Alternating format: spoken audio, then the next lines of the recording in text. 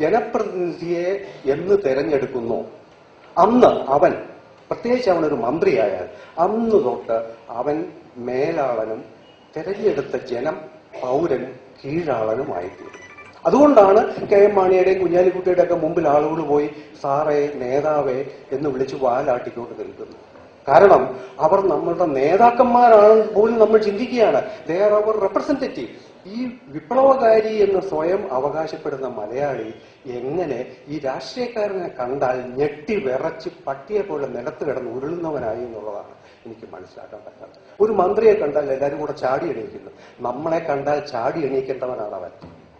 അവനെയാണ് നമ്മൾ ഈ വരുമ്പോൾ, ഇത് പ്രായമുള്ള ആളാണെങ്കിൽ, നമ്മളെക്കാട്ടിലും മൂത്ത ഒരു മനുഷ്യനാണെങ്കിൽ, എന്നെ ഒരു പ്രായമേറിയ ഒരാളാണെങ്കിൽ നമ്മൾ എണീറ്റ് നിൽക്കണം. പക്ഷേ നമ്മൾ ജോലി കൊടുത്ത് അവന്റെ വീട്, അവന്റെ കാറ്, അവന്റെ പേഴ്സണൽ സെക്രട്ടറി, അവന്റെ ഫോണ്, അവന്റെ പോലീസ്, ഇത് മുഴുവനും, അവന്റെ തീറ്റ, അവന്റെ കുടി, അവന്റെ വ്യഭിചാരം, അവന്റെ വിദേശയാത്ര, ഇത് മുഴുവനും നമ്മളുടെ പണം കൊണ്ട് നിർവഹിച്ചുകൊണ്ടിരിക്കുന്ന ഒരുതിനെ കണ്ടിട്ട് നമ്മൾ ചാടി എണീറ്റ് സാറേ എന്ന് വിളിച്ചു നിൽക്കുകയാണ്. അതിന്റെ കൂടെ, ഇതാണ് ജനാധിപത്യം തലകുത്തി മറിക്കുന്നതിന്റെ ഏറ്റവും വിചിത്രമായ, അതിന്റെ കൂടെ ഇവന് പോലീസ് ഇല്ലാതെ പുറത്തിറങ്ങാൻ പറ്റുന്നില്ല. പോലീസിനെ വെച്ച് വരുത്തിക്കൊണ്ട് അവന് നമ്മുടെ അടുത്ത് ഇപ്പൊ ഇവിടെ ഇങ്ങോട്ടൊരു മന്ത്രി വരികയാണെങ്കിൽ ഒരു 8 പോലീസ് വണ്ടി ഇവിടെ കിടക്കും. വെറും കൃമിയായ ഒരു മന്ത്രിക്ക് വേണ്ടിയിട്ടാണ് ഇത്. ഞാൻ കണ്ണൂർ എക്സ്പ്രസിലാണല്ലോ ഇവിടുത്തെ രാഷ്ട്രീയക്കാരെല്ലാം കുടിപാർക്കുന്ന ഒരു തീവണ്ടിയാണ്.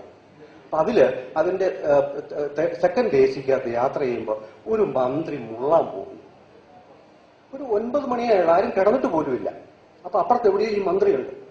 അയാൾ മുള്ളാൻ പോവുകയാണ്. മുന്നിൽ 3 പോലീസുകാർ, പിന്നിൽ 3 പോലീസുകാർ. അത്രയും പേര് അയാളെ കൊണ്ടുപോയി മുള്ളിച്ചിട്ട് തിരിച്ചു കൊണ്ടുപോയി. അപ്പൊ ഞാൻ ഓർത്തു, നമ്മൾ ഈ പിള്ളേരെ മുള്ളിക്കുമ്പോൾ ചില സഹായങ്ങൾ ചെയ്തു കൊടുക്കണ്ടേ, അതും കൂടെ പോലീസുകാരൻ ചെയ്തു കൊടുത്തു കാണും. അല്ലെങ്കിൽ പിന്നെ ഇത്ര കഷ്ടപ്പെട്ട് ഇയാളുടെ കൂടെ അവിടെ വരെ പോകേണ്ട കാര്യമുണ്ട്.